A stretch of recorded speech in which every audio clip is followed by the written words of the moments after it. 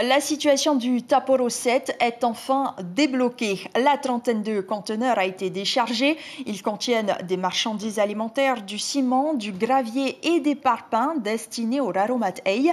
Là-bas, les habitants commencent à s'inquiéter car les étals des magasins se vident au fil des jours qui passent. James O. Hitimanaki, Jacques Damour et nos correspondants.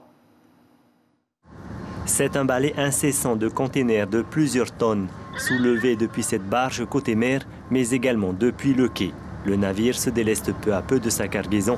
Les opérations sont réalisées par l'entreprise Boyer, spécialisée dans les travaux maritimes et portuaires depuis 1985. Sur le côté terre, on a une grue qui a la capacité de lever 100 tonnes et sur la mer, on a une grue qui a une capacité de lever 160 tonnes. C'est le cas ce soir ?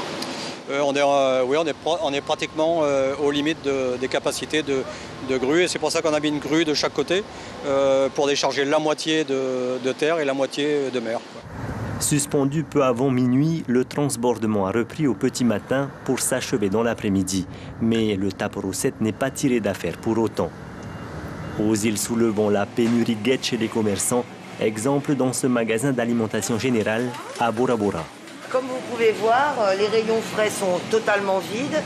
Les rayons secs il manque beaucoup de produits à cause des ruptures déjà qu'il y avait avant. Du fait qu'on ait eu que le Taporo pendant une semaine et demie. Après, du coup, il nous manque énormément de stock. Il nous manque beaucoup de choses. Les stations-service ne sont pas épargnées. Quand il n'y a pas le bateau, il n'y a pas d'essence, il n'y a pas de gaz. Même situation à Raiatea, où les commerces sont déjà impactés par la crise sanitaire. Déjà, on a beaucoup de problèmes d'approvisionnement du fait du conflit mondial qui est en train de se faire au niveau donc, des porte-conteneurs.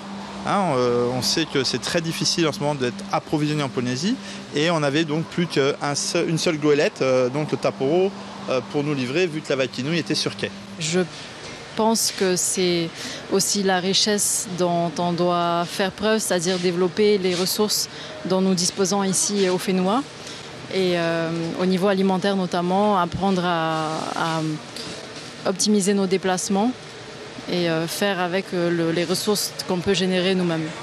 En attendant, la population des Raromat Ei doit prendre son mal en patience. Le Taporo 6 doit quitter Pape Ete demain mercredi. Le Waikinui, quant à lui, a repris du service et fait route pour Huahine. L'information en continu sur Polynésie la première, Internet et réseaux sociaux.